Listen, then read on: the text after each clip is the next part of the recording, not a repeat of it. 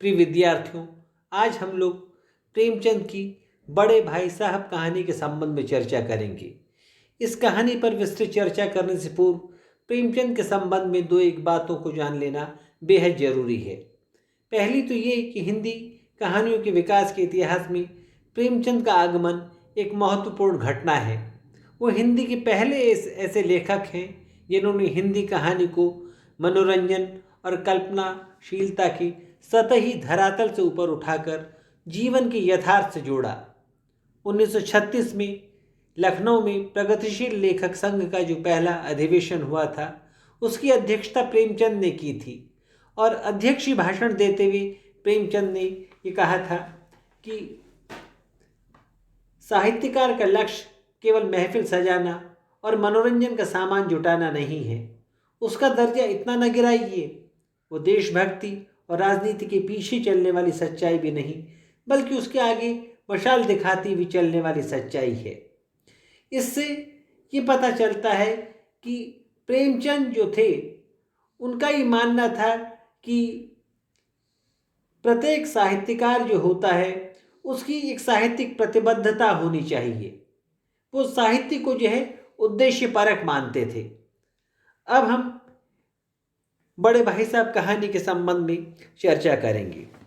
देखिए, बड़े भाई साहब जो है प्रेमचंद की सर्वश्रेष्ठ कहानियों में से एक कहानी है। ये कहानी रोचकता एवं मार्मिकता से परिपूर्ण है, जिसमें बाल मनोविज्ञान की आधारशिला है। कहानी की मूल संवेदना पर जब हम विचार करते हैं तो इस बात को ध्यान में रखना भी जरूरी है कि बड़े भाई साहब कहानी में दो पात्र हैं। पहला बड़े भाई साहब और दूसरा छोटा भाई। इसमें बड़े भाई साहब का चरित्र मुख्य है। बड़े भाई साहब के चरित्र के आधार पर कहानीकार ने अपने समय की परिस्थितियों पर प्रकाश डाला है। इस कहानी के कथ्य को हम कुछ बिंदुओं के आधार पर जो है समझ सकते हैं। पहली तो ये कि बड़े भाई साहब इस लगातार जो है अनुत्तीर्ण होते रहते हैं। छोटा भाई उत्तीर्ण होकर अपनी प्रतिभा पर गर्व करने लगता है।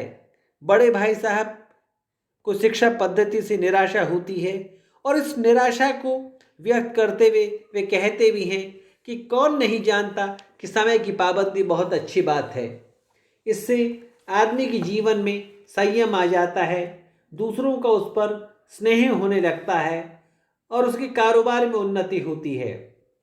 जरा सी बात पर 4 पन्ने कैसे लिखें? जो बात एक वाक्य में कही जा सके उसे 4 पन्ने में लिखने की क्या जरूरत है? मैं तो इसे हिमाकत समझता हूँ।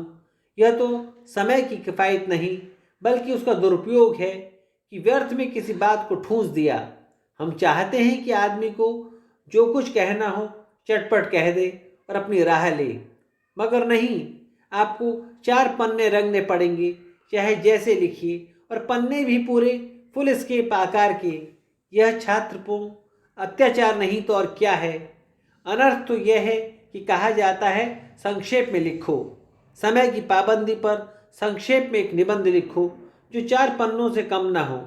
ठीक, संक्षेप में तो 4 पन्ने हुए, नहीं तो शायद 100-200 पन्ने लिखवाते। तेज भी दौड़िए और धीरे भी। उल्टी बात है या नहीं? बालक भी इतनी सी बात समझ सकता है, लेकिन इन अध्यापकों को इतनी तमीज़ भी नहीं, आदि आदि।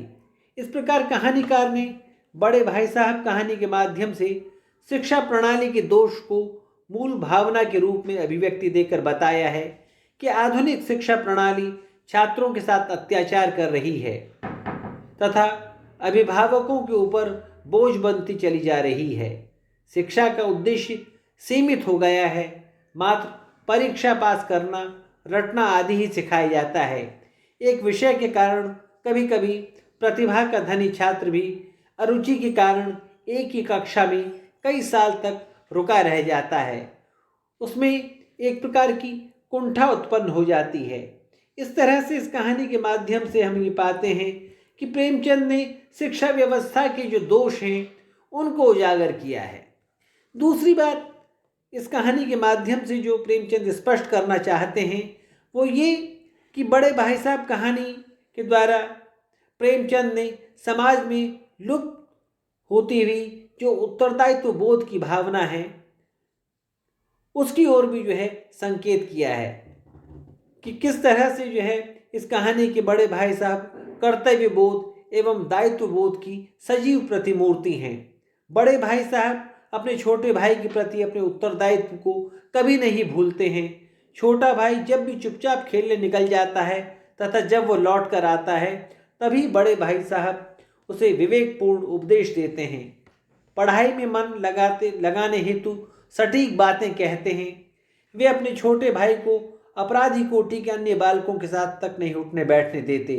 उन्हें अपने भाई के भविष्य की दिन रात चिंता रहती है। छोटा स्वभाव से चंचल है, उसे समझाने में बड़ा भाई कभी कमी नहीं रखता। अपने दायित्व का बड़े भाई को पूर्ण बोध है।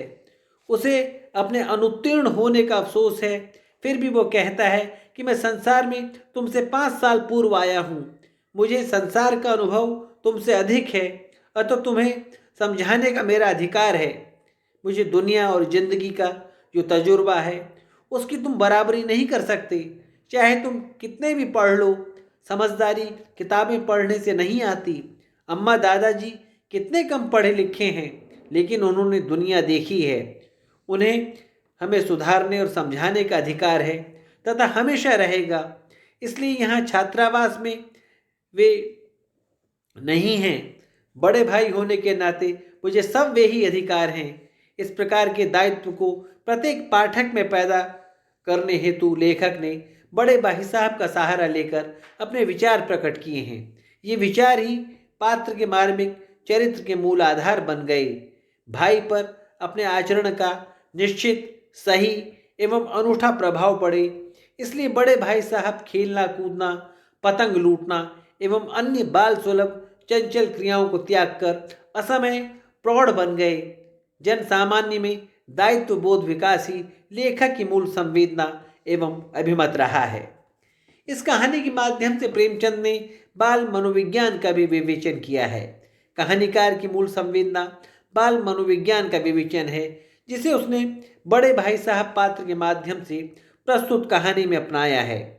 बड़े भाई की स्वभाव के ठीक प्रतिकूल छोटे भाई का स्वभाव अंकित किया है। दो विरोधी स्वभावों के माध्यम से बाल मनोविज्ञान का सम्यक विवेचन ही कहानीकार को अभिप्रेत रहा है। छोटा भाई अस्वाभाविक रूप से चंचल है, इधर उधर खेलने दौड़ जाता है, प्रतिभा संपन्न होने के कारण उत्तीर्ण हो जाता है। उत्तीर्ण होने के कारण उसमें कुछ अभिमान जग जाता है। वो यदा कदा अनुचित बातें भी सोचने लग जाता है। बड़े भाई की चंचलता दब गई है, उसमें असमय प्रौढ़ता आ गई है। वो अपने छोटे भाई के समक्ष ऐसा कुछ प्रकट नहीं करना चाहता है जो अनुचित हो अथवा जिससे उत्तरदायित्व भावना में ठेस पहुँचे। कहानी के अंत में एक पतंग का आना, उसकी डोर को लेकर बड़े भाई का दौड़ना इस बात का प्रतीक है कि कहानी के पात्र बड़े भाई साहब की चंचलता की प्रवृत्ति अवसर पाकर प्रकट हो जाती है।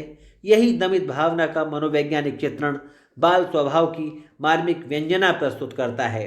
छोटे भाई के समक्ष आदर्श का उदाहरण प्रस्तुत करने वाला बड़ा भाई अपने स्वभाव को किस कौशल से दबाए हुए है, इसी मार्मिक संवेदना की को कहानीकार ने स्पष्ट अभिव्यक्त किया है। इस प्रकार हम देखते हैं कि आदर्शोन्मुख यथार्थवाद के झूले पर कहानी की मूल मार्मिक संवेदनाएं झूल रही हैं। भारतीय युवकों में दायित्व बोध एवं विकास के साथ ही शैक्षिक विसंगतियों का चित्रण करना कहानीकार का मूल उद्देश्य रहा है। आज हमने बड़े भाई साहब कहानी पर चर्चा की। अगले व्याख्यान में हम अनिवार्य हिंदी के प्रश्न पत्र में जो पाठ्यक्रम में आपके निबंध या कहानियाँ रखी गई हैं उनके संबंध में बातचीत करेंगे।